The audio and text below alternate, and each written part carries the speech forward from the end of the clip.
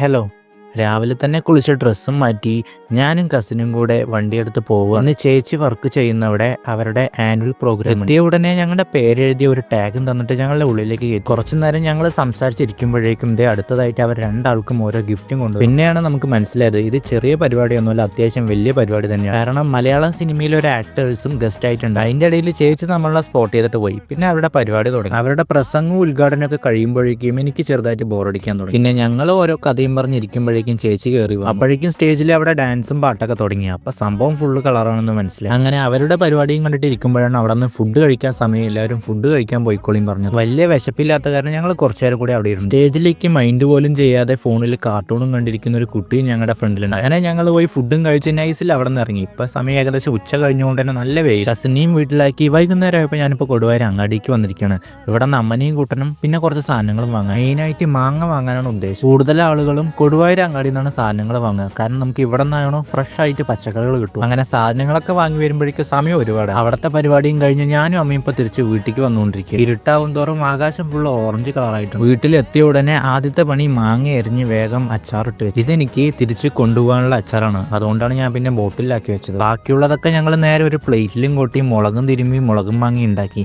എന്നിട്ട് ഇപ്പൊ എല്ലാവരും കൂടി ഇരുന്ന് കഴിച്ചുകൊണ്ടിരിക്കുകയാണ്.